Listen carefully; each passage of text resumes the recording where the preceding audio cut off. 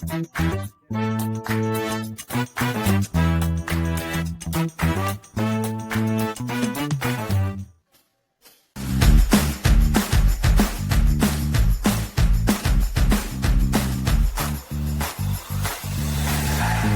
to the Mortgage 101 podcast with Anthony and Manley. Welcome back to the Mortgage 101 podcast with Anthony and Manley, the show that helps you cut through the noise, understand the process, move forward with confidence in any market. Let's get into it.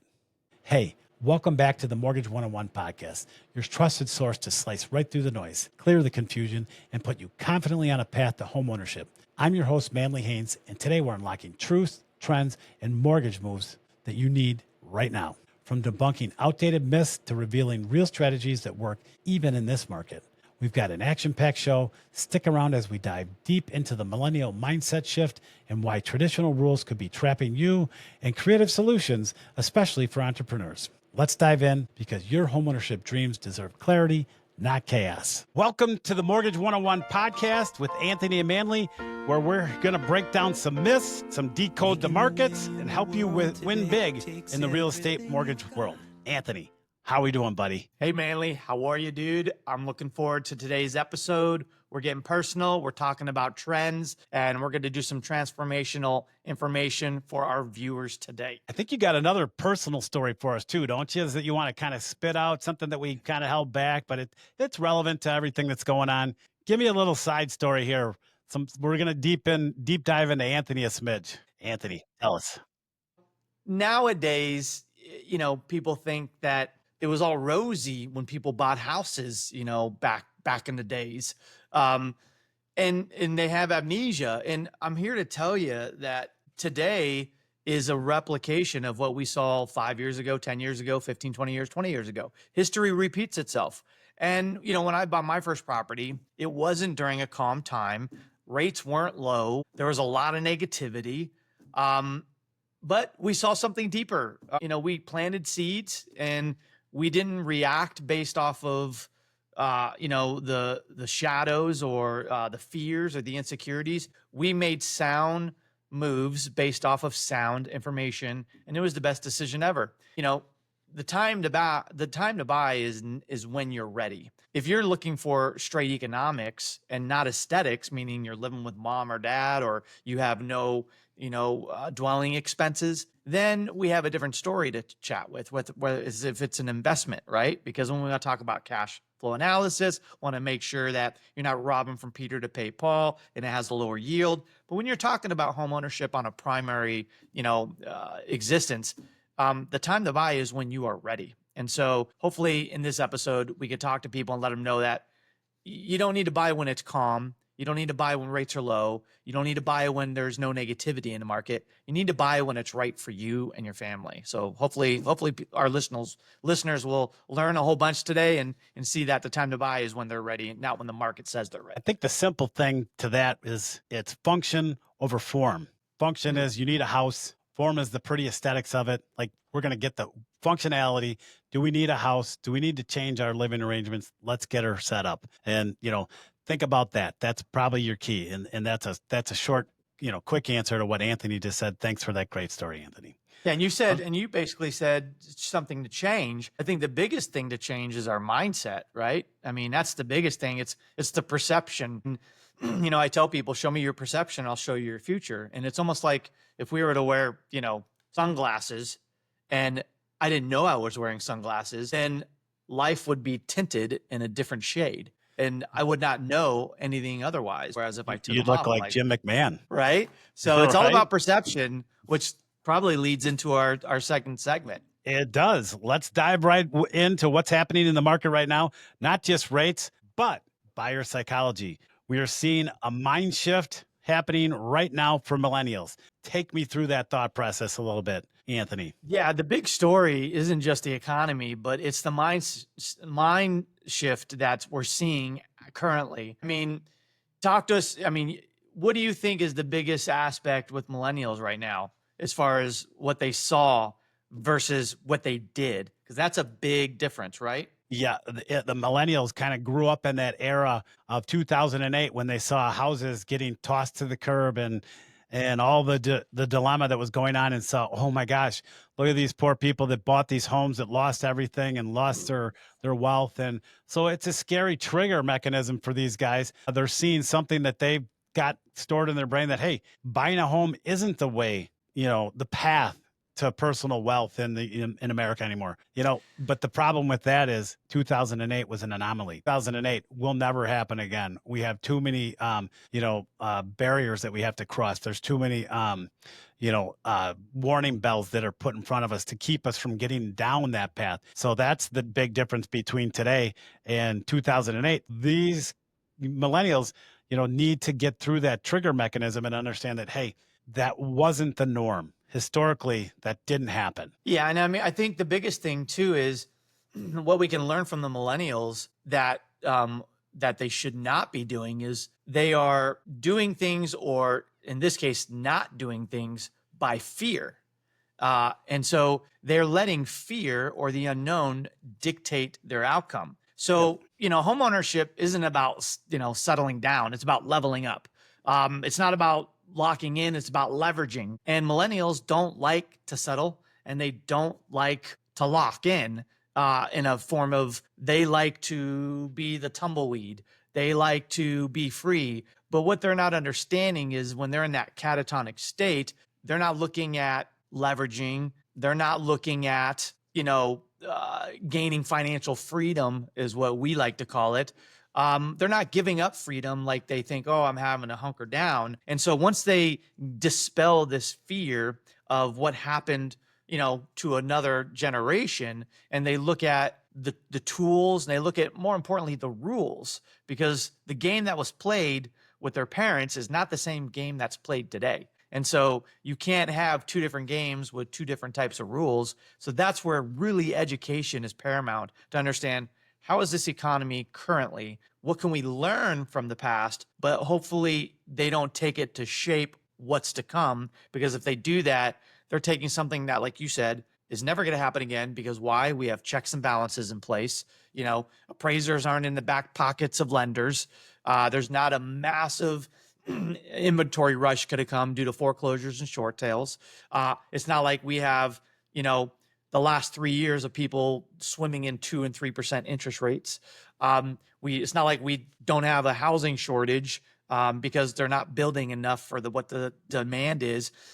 All of these things are changing the economics and the direction of what home ownership is going to look like now, and what home ownership is going to look like in the next 5 years. And it's definitely not how our parents and our parents' parents bought houses. Yep. Well, the industry's catching up to all this stuff too. We have all these great bells and whistles that are right into the line of what millennials like. We have fintech that makes the pre-approval super quick, sometimes within hours, not days, not weeks. Low down payment options everywhere, from 3% to 5% to 3.5%. There's other ones that you can do 0% VA, USDA, that kind of stuff. That's happening.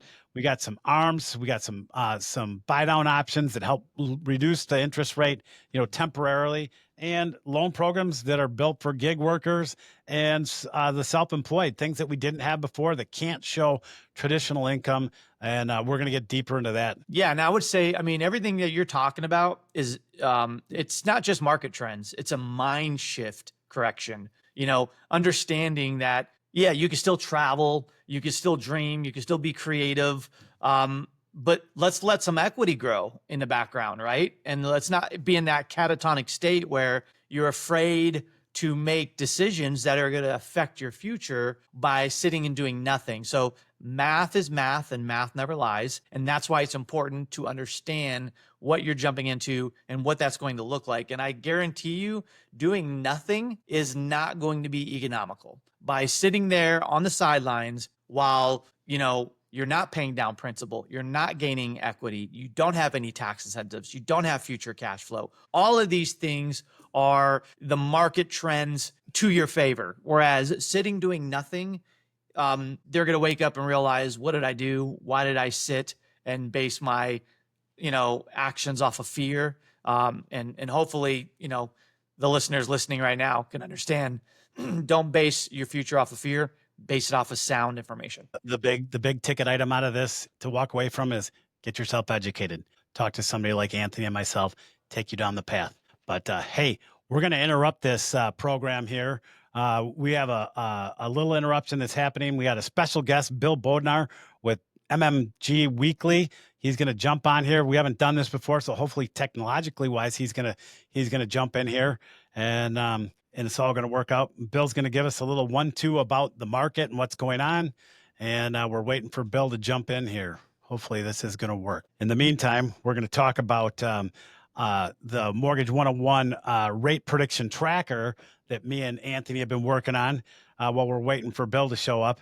And we've been sort of tracking in hindsight, what we've been talking about, where we think interest rates are going towards the end of the year. Lots of information. Well, look at this. Technology works. Hey, Bill. How you doing there, Manly? I'm doing awesome. Doing awesome. So thanks very much for getting on here. We were just talking about the Mortgage 101 rate prediction tracker and how we're looking backwards at our commentary and going, hey, we might be full of SHIT on things we've been saying that we've been learning from folks like Bill and other people in that industry that give us, qualified information that we look at. So we have this gut feeling of, hey, what do we think's happening? We don't have a crystal ball, but we're not trying to get a crystal ball, but we are laughing at ourselves to some degree and saying, hey, this crystal ball that we're saying that, hey, we feel like rates are going to be here by the end of the year.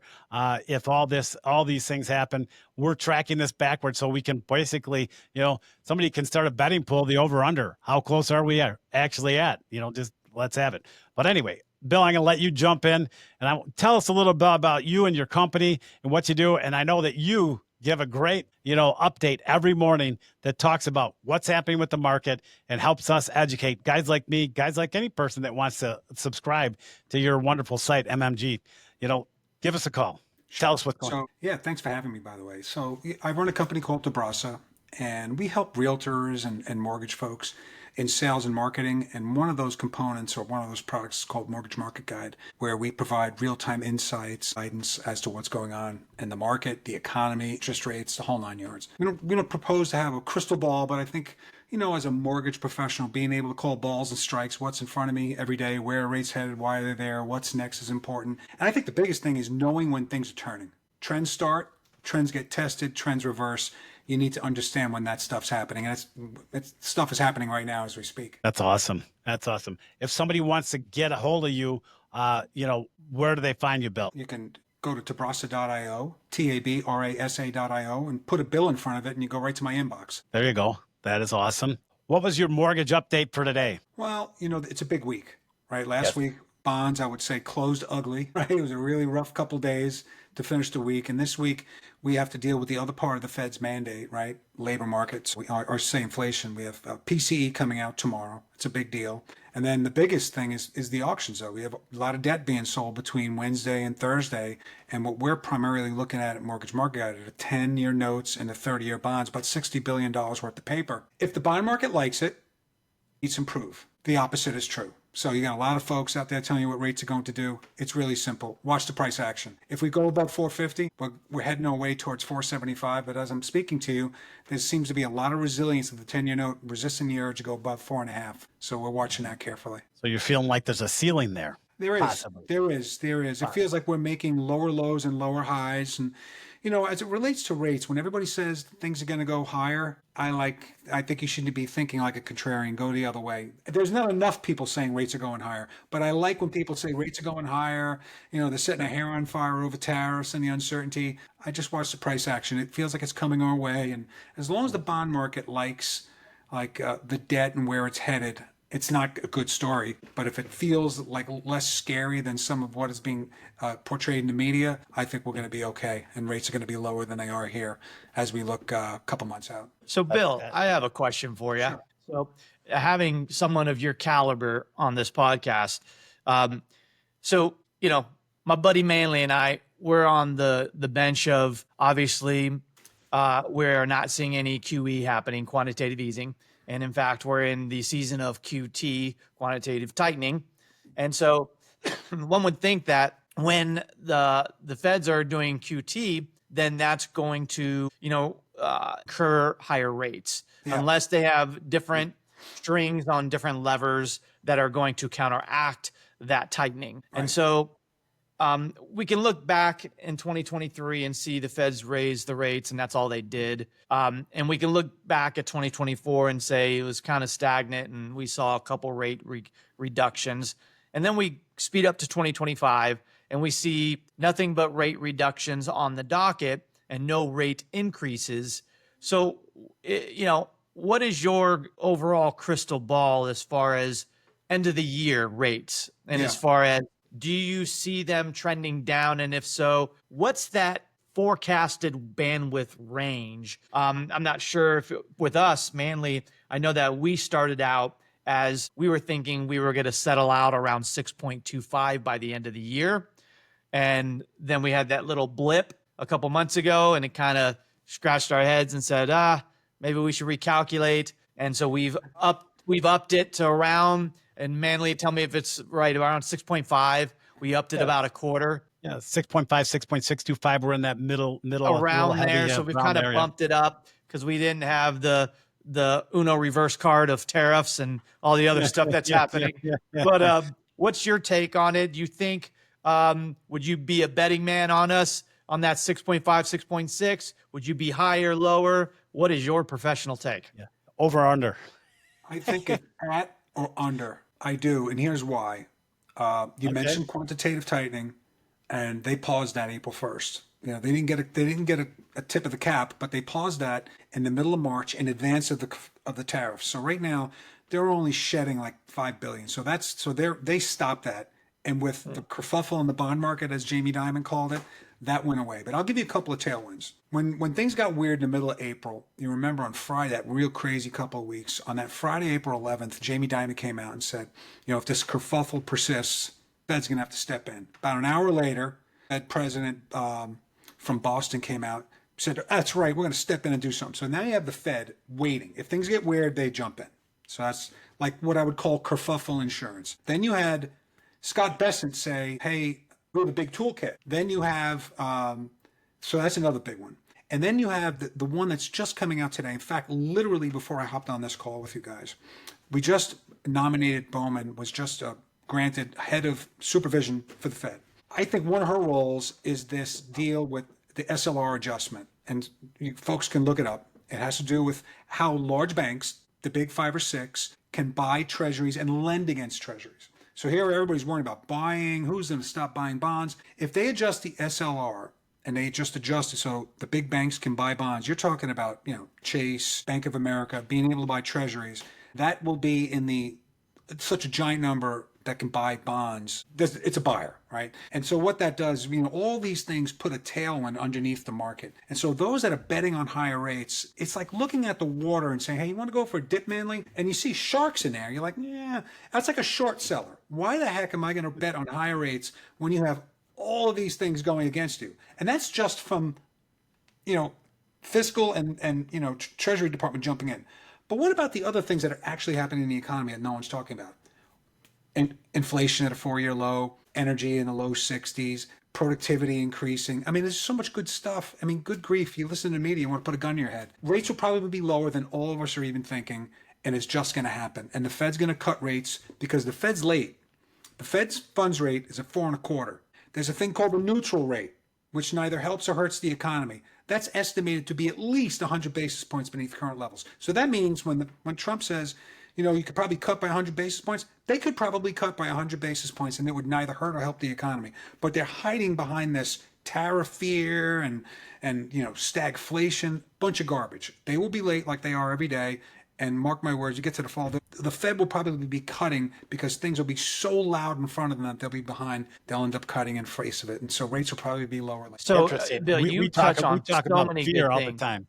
Oh, sorry. Yeah, no worries. Yeah, no, Bill, you touch on so many good things. I think from what I'm hearing you say is the Fed's position with the economy is to be all bark, no bite unless it has to. And the feds are very forward thinking. And in other words, what they say they're going to do and what they actually do not only are two separate things, but they have two separate agendas. It's kind of like steering the boat, right? Like they're going to say something that's really over dramatic because they want to see that change happen. And then depending on what they do cleanup. Is that, what you're saying is basically the media has it all wrong and they're taking what the feds are doing literally, not figuratively. And then the feds come up and once they see how the consumers are spending, how the market's reacting, then they do cleanup and hopefully it's in the right direction of where we want to go. I think first off, the media right now, the present media doesn't do anything to share a good story. I think there's an opportunity for anybody in mortgage and housing to tell a client, because a client, if you read like the soft data, like the consumer sentiment is like a poll. And if you read and if you allow the media to grab onto that and have your clients and your realtors read that, you'd want to put a gun to your head. It's very depressing. That's not reality. The reality is the hard data. We don't want the soft numbers to become hard data, but the numbers are fine. Inflation's low. Everything's good. The idea that the Fed is hiding behind tariffs and the media kind of pushes it, well, stagflation and the tariff noise. No one knows what the outcome of the tariffs are going to be. Right? Everybody's an expert on this thing. No one knows a darn thing. What I can tell you is, and what it feels like, is that it's going to end up being, when we look at this in the rearview mirror, it's already calmed down a lot. When we look at it and we have the benefit of hindsight, we'll probably look that all we tried to do is put a circle around China and get that figured out, because that's where it's egregious, the imbalance. And by the way, they're talking today. They're talking right now as we speak. We could be having a different conversation tomorrow about this entire thing, because if that comes out and it shows, well, wait a minute, we're not going to have these crazy tariffs, then what noise is Mr. Powell going to have to say why we're keeping rates higher? Yep. The market's going to fall our way. I'm telling you, it's going to fall our way. And I would tell your clients, I tell anybody listening, you should be getting your clients geared up, because people want to own a home. People want to refinance. They're waiting for an opportunity. And if you wait for the media to tell you, oh God, you're going to be waiting a long time. It's going to happen. It's going to happen. And then you're going to look around and say, oh, what just happened? It's going to be a surprise. It's going to be a surprise for those watching the media. But if you're talking to folks like you're going to get it quickly. So you're thinking 6.5 is the ceiling as far as the high end by the end of the year in 6 months. It wouldn't surprise me at all. It wouldn't surprise me at all. But I mean, listen, the other thing is Besson said he put a target on a 10-year note. Like he said, he told Donald Trump, for better or worse, hey, stop talking about firing Powell, which I agree with. Get out of that noise. We don't need that. Powell, I always said, can go golfing. If we focus on dropping the 10-year note, he can come back in and be late cutting. It doesn't make a difference, because honestly, even at the Fed cut rates, it may not have any effect on what we're doing in mortgage, right? If anything, him holding rates higher for longer makes the story even better. It will probably make the decline in rates even sharper, because they're going to be so behind. Yeah. And that's that you hit it right on the head right there. Right now, they're trying to play catch up from, but they're caught up. Like you said, inflation is now at an all-time low. The neutral rate is 100 basis points beneath current levels. And that means if they cut rates by a half a point, the rates would still be high. They got to cut. They got to cut. And they're sitting back on this fear-monger mentality. People like to suck me into the politics and all that. I don't care about any of that. I only care about the numbers, because it may not help mortgage, but it'll help a lot of folks out there that have credit card payments and adjustable short-term loans, which immediately get relief. It's kind of stupid, because the way it works is the economy is fighting all these forces.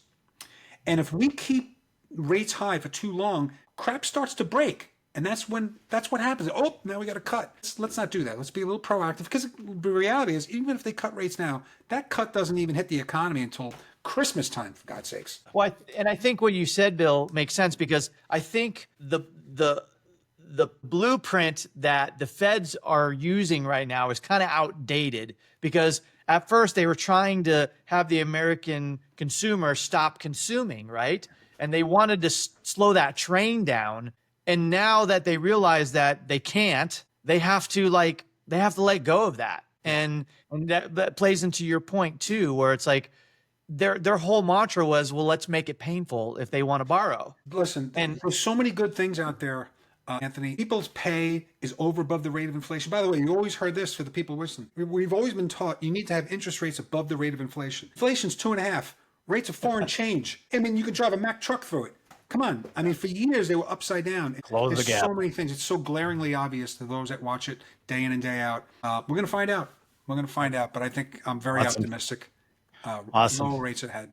Appreciate it, Bill. That was some great information. Really appreciate you jumping on with us today. Thanks, Great guys. questions, Anthony. Way to keep up. I think the whole thing is there's some fear activity that we talk about all the time for our consumers and our borrowers that jump in now, and it feels like from what you said too, the Feds are doing some of the same stuff. Some fear of inflation, some fear of tariffs, some fear of always this something. whatever. It's just they're almost creating their own bad news. So. That's right. But and I hope that for our viewers, they can see that. Listen, there are two types of consumers. There's fear-based and there's knowledge-based. Yeah. And guess what? The most money made is by the fear-based consumer. And so the more fear that they instill in you, then the more money they're going to make because you're not understanding what you're doing. And so the more knowledge that you get, the more education you get, the less fear you have. And you're not going to be triggered to do something based off of fear, which is what they want you to do because that's where they make the most money. So be educated, listen to people like Bill, listen to people like Manley and myself, and hopefully you are, 2 steps ahead of the curve and you're not like the 150 million lambs going to slaughter. And you can be a lion in front of the pack. So thanks, Bill, for coming on. You know what we're going to do is we're going to edit in some information for you specifically so people can reach out to you.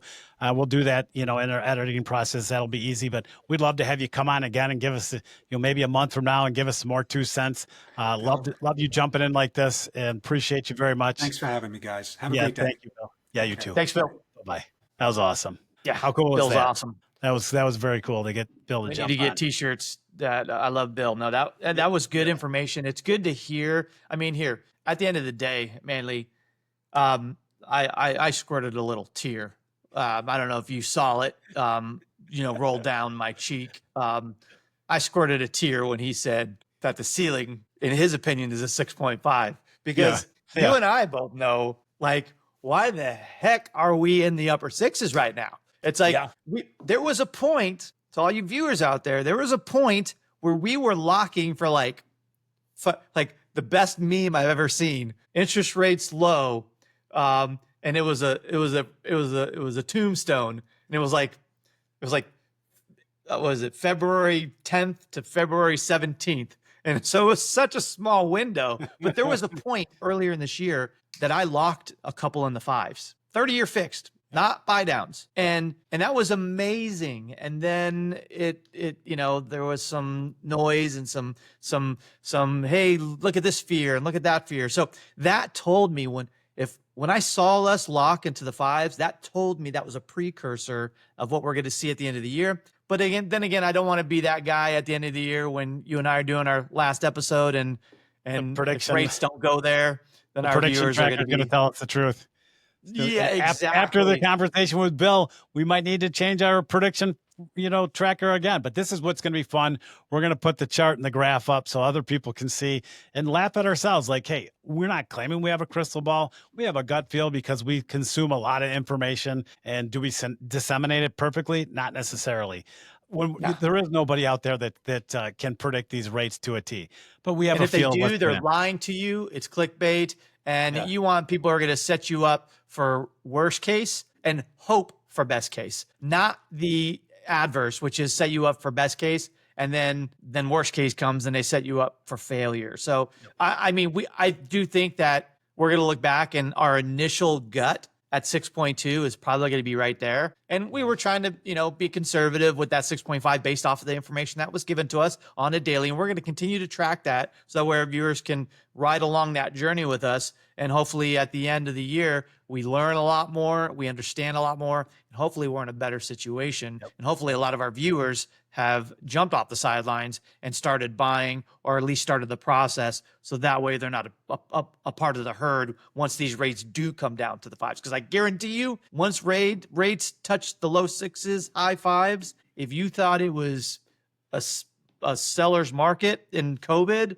wait till you see that. Well, this is a great opportunity to just have a little conversation just out of pure excitement that, if Bill is saying that what's to come is true, we could see some refi opportunities coming up. We've talked about it before. Don't jump too quickly, but also have a good conversation with your lender ahead of time now and find out what that trigger point is that you are willing and able to jump on that opportunity. Because we have been very volatile so far this year. And as Anthony was pointing out, there's a tombstone on low rates from February. It was very short-lived. And so you should really arm yourself with knowledge now, have that conversation. What makes sense? What makes financial sense? What does the math tell you to do? And get yourself prepared to have a trigger available for you so that your lender can start that process, boom, have you ready. There you go. And then you just touched on something big too, that our viewers out there, they need to really understand there needs to be a partnership and a relationship with your lender, because if there's not any trust there, then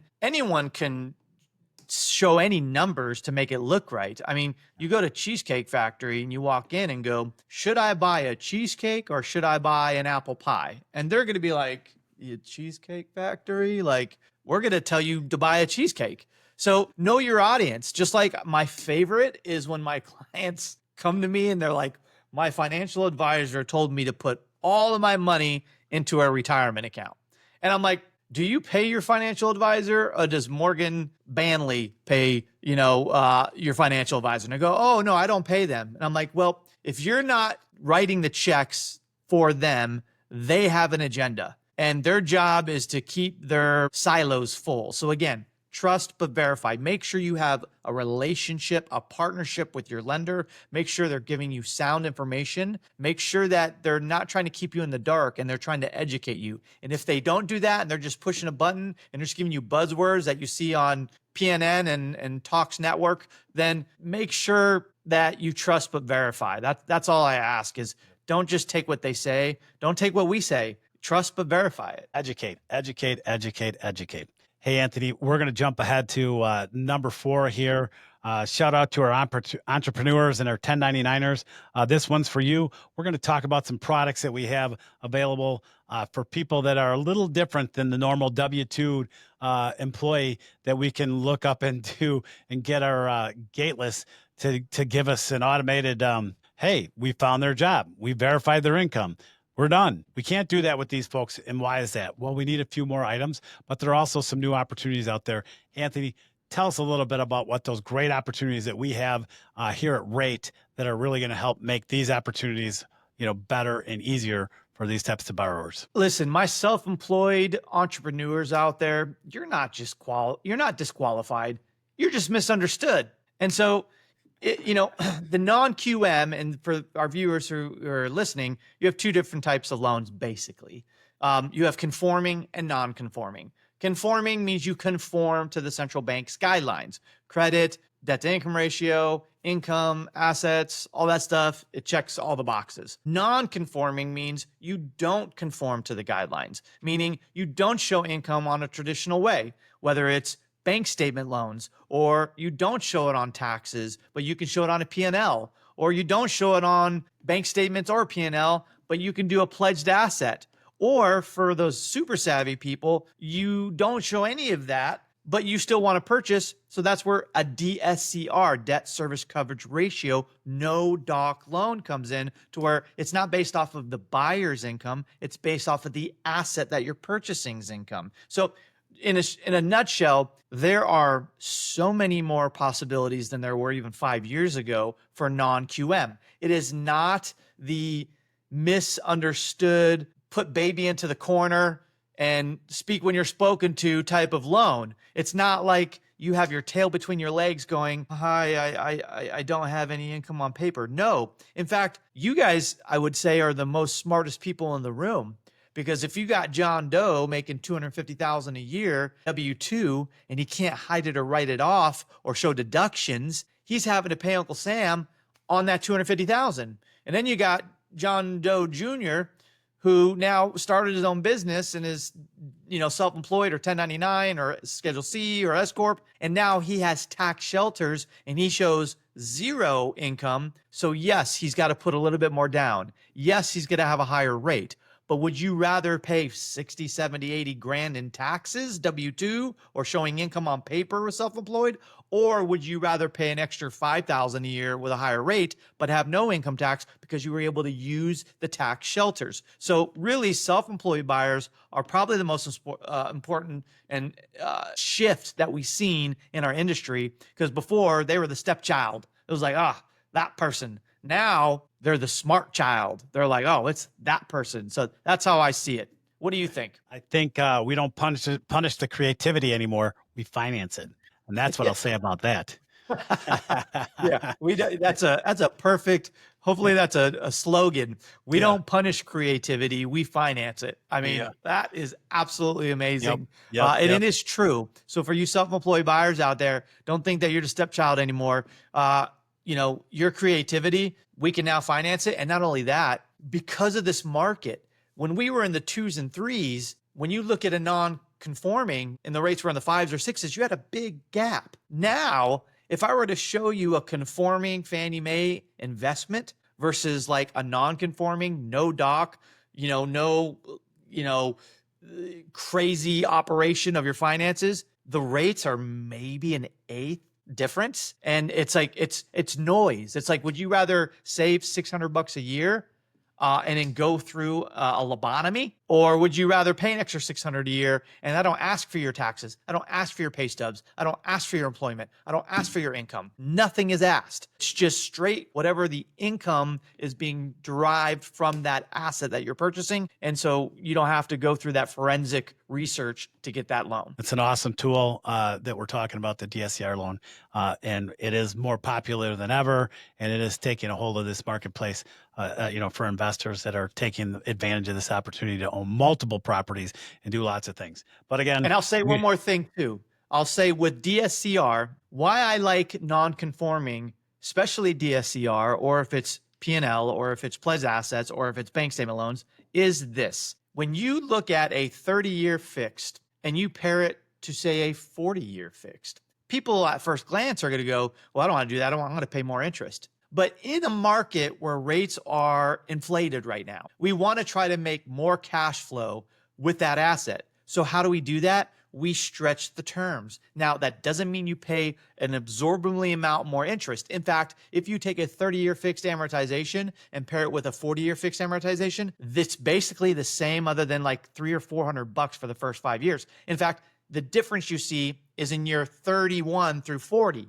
And no one's going to be holding on to that loan year 31 through 40, especially in this market. They're going to lower the interest rate by a refinance, or they're going to change the terms. They're not caring about what year 40 is. So what does that mean? You stretch the terms to where you can drop that payment by a third, because instead of a 30-year, now it's a 40-year for that principal. That's how you make cash flow in this type of market. You can't do that with conforming. You can only do the 10, the 15, or the 30. With conforming, you can do 40-year. You can do interest only. You can do a whole bunch of stuff to maximize the benefits of that investment. That's why talking with someone like you, Manly, and myself, we don't just show them one size fits all. We show them every single option so they're making the right decision for themselves. Well, that is great stuff. But you know what time it is? It's time for Kevin's Rapid Fire Buzzwords. Whoop, whoop.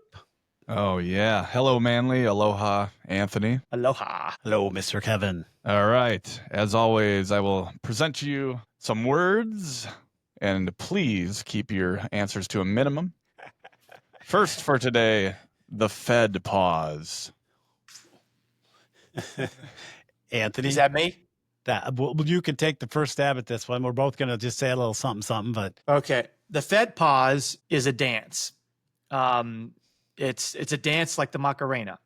What I mean by that is it's like, hey, it's just Macarena. It's just a facade. And so the Fed pause basically says, hey, we are going to pause on whether we're raising or we're lowering the Fed rate. Now, remember, the Fed rate is not the mortgage rate, but it is a precursor of what's to come, and it is parallel. So when the Feds pause, they're meaning they're pausing to assess the runway to determine if they're going to make changes to what they've anticipated months prior. The Fed pause right now for us is just the Fed is really just withholding, lowering interest rates. We just had a great conversation with Bill. So this is a little bit over the top probably. And Anthony's correct. We do a rough parallel to that. But we have room to move. Feds are pausing because of all the other noise that's out there. We're going to see what's going to happen. Next one, Kevin, let's bring it. All right. Refi boom. The refi boom is when rates hit 5.5%, but I don't think that's happening tomorrow. And we're going to see lots of people jumping on board. But no, seriously, we talked about it just briefly a minute ago. Like a refi boom is when rates come down to a reasonable rate, and people that have, purchased in the last couple of years are probably going to have an opportunity sometime here in the near future. Again, talk to your lender, talk to a guy like me and Anthony, make a plan, come up with a trigger point that you're all happy with so that you can take advantage of it when it comes. Don't be afraid to hold, though, and just wait for things to come. We've talked about that before. Like the first time it takes a little dip, don't panic. If it jumps up a smidge, it's coming back. We're going towards a lower rate, community, environment that's going to happen. So don't panic, but make sure that you're having those conversations with your lender ahead of time. Okay. Next, you touched on this briefly before, DSCR loans. Debt service coverage ratio. So it's a loan that is not based off of the income of the person, but the income of the asset that is being purchased. In other words, say you have a house and you buy it for $300,000, and say the payment is $2,000 a month, and as long as the rent schedule that comes with the appraisal shows that the rent in that area is $2,000 or more a month, then it meets and satisfies the payment, and therefore we're good to go. Now, there are DSCR loans with under 100% match. It can be 75% match. So out of every 100, you're meeting $75 of that mortgage payment from that future forecasted mortgage. So it's the biggest misconception is that DSCR loans are income based off of the person buying it, and it's not. It's strictly based off of the asset, and it's just a matter: is it a short term? Is it a long term? Is it Airbnb? Is it that's where we come in to decipher: is this going to be a win, and not wait till the last second and then it blows up. My take on this: it's a great loan. We'll move on. All right, next, home equity. Well, home equity is what you have sitting there right now in an equity position in your property. If you buy your loan and you put 5% down, that means you have 5% equity. If you've earned additional equity by having the loan for 2 or 3 or 10 years, now it's the current value divided by the current principal balance of whatever liens that you have against it, mortgages that you have against it, and that'll come up with your equity available. And you can turn that into possibly a home equity line of credit or a second loan if you need some cash out to do something, to do improvements, or you have other things happening in your world that you need some access to some funds. But that's a simple home equity is your position right now that you have based on value versus principal, balance in your existing loan. All right, next, inventory crisis. Inventory crisis. I like that crisis. That's buzzword. Inventory crisis could be either or as far as short in inventory or too much inventory. And so in this case, in this economy, inventory crisis is there's not enough inventory. Now, in the market, you're hearing, oh, inventory is going up, and they're treating it like it's a bad thing, or that now we're seeing this massive amounts of inventory and the supply and demand is going to shift. I'm here to tell you that it's going up, but it's still historically low. Yes, it's going up, but that doesn't mean that that's going to change the economics. It just gives you room to not settle with, not getting the right area of school, or not the right home or the right house, or with the finishings and the upgrades, or if it has a pool or not. So yes, inventory crisis is whether you got to look at one side of the coin. There's too much inventory and it's going to drive the prices down, or there's too little inventory and it's going to drive the prices up. So right now we're not in an inventory crisis. We are in an inventory acceleration. And we have a long way to go until it becomes a crisis. Great answer. All right, next, ARM loans. ARM loans, adjustable rate mortgage. It means that it adjusts, and it has adjustable time frames, time periods, however you want to say it. The ARM itself will tell you, is it a 5-year ARM? Is it a 7-year ARM? Is it a 10-year ARM? Is it a 3-year ARM? Is it a short-term 1-year ARM? Those are all different nuances to it, and it's based off of the current, adjustable rate, which moves with that you can see in the Wall Street Journal, and then a fixed rate that they're added together to create the ARM product. And then when you get this product, you are told what your what your increases will look like in the future after on a 5-year ARM. What's it going to look like year 6, year 7, year 8? And they're going to have parameters around how much it can move and what's the life cap of movement on it. So sometimes in the economy or in the industry, ARM rates are great, and the gap is super small comparatively right now for the ARM rates versus conventional. So it's not great when the gap is big and there's a big difference between a 30-year fixed and a 7-year ARM. That's when it's advantageous to take advantage of that. And if it's a short-term run on this property that you're looking at to purchase, it might make sense. It's all a math game. Do the math And to make it understand the parameters. to make it real understanding for people like myself, just to because that was high level. That was like mainly at 5,000 feet, and I'm not that smart. So I would say for our viewers out there, okay, what does ARMs mean, and how do we know it's a good thing? Real simple. If rates are doing nothing but going up, then you have risk positive, meaning by the time you go and that ARM is over with, whether it's a 5-year, 7-year, or 10-year, then that's when you are going to be exposed to the market that has a higher rate and higher cost. When rates are doing nothing but going down, you are risk negative, meaning when you refi that rate into a fixed, or when it's time to redo it, you're potentially or most likely going to see rates lower. Right now, we see nothing but rates going down over the next 36 months. So ARMs are actually not a bad idea to hedge the market and get a better rate than what you're seeing, because that runway is shorter. Very nicely said. All right. Next, rate lock strategy. Okay, rate lock strategy. You have two types of lenders.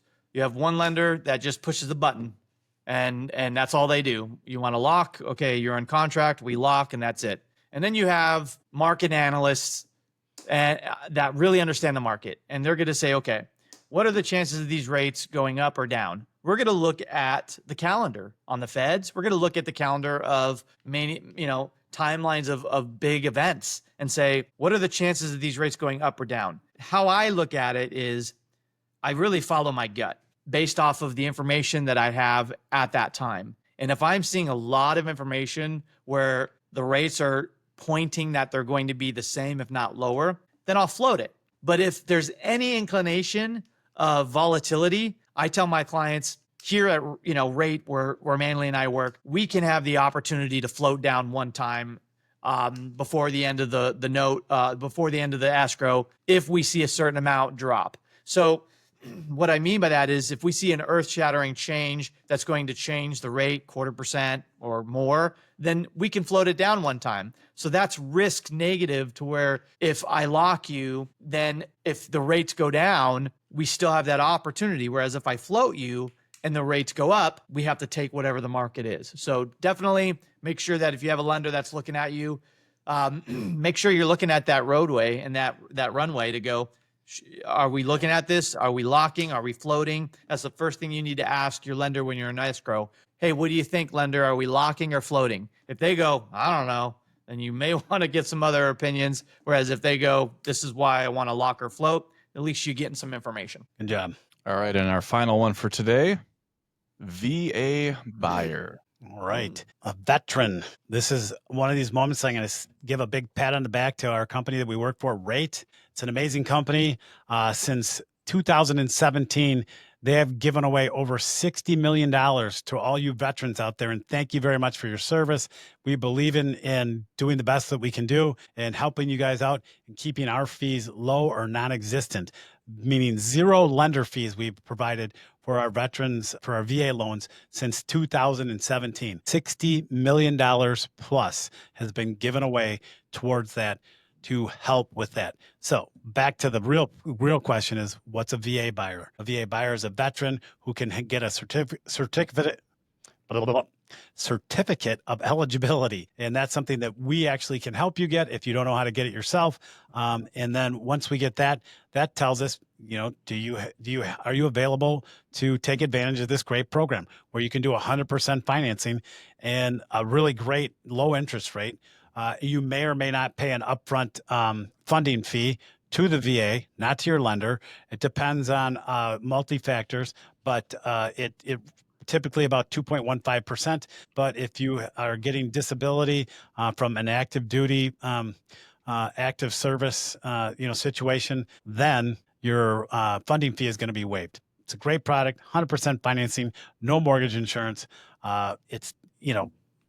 We at Rate really love veterans, and we want to take you to your home and do it with as least pain and money out of your pocket as possible. Bravo. Excellent. And that concludes the rapid fire segment. Thanks, guys. All right. Awesome. Final Well, takeaways. here's the final takeaway. Everything that we talked about today, buying is not about chasing the perfect rate. It's about chasing the right future. And that's what we really need to focus on.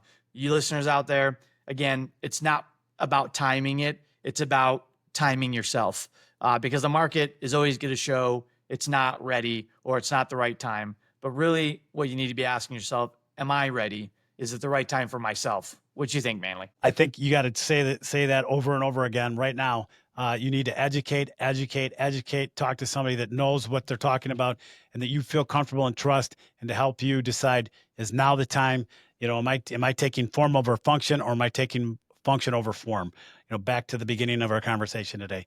It's super important for you to just educate, understand what's available to you, and what the cost of waiting is. We have a lot of tools that we can provide to you.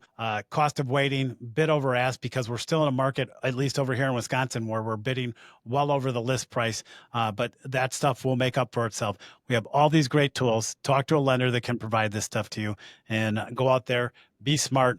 Don't be afraid. Don't listen to the fear mongers, and take advantage of the opportunity to be a homeowner and your pathway to wealth in the United States. Yeah. So you're saying get a team, get a plan, get clarity, become a homeowner. That's basically what you're saying. Or win. That's how you win. That's how you win, baby. That's how you win. Anyway, awesome day. How great was it having Bill jump on? That was a great treat to have that happen. We got lots of good information out there, Anthony. As always, we just had a awesome time talking, and I hope you guys out there find some of this useful. I hope that if you have an opportunity to share this with a friend that you might know that's in the mortgage throes right now, or is considering getting a mortgage, please, show them the link to our podcast, show them the link to YouTube. We hope you guys can take advantage of that. But love having you guys here. Love all you listeners out there. Appreciate it. Send us a message if you want to hear a topic. Give us feedback, whatever you want to hear. Anthony, thanks again. Kevin Hansen, as usual, you knocked it out of the park on your Rapid Buzzfire and helping us look good here with all the lights, the sound, the video. It's just amazing. Can't do this without this big team effort that we all put in. A lot of work goes behind this. Thank you all for all the help. Appreciate it. Have a great day. Adios.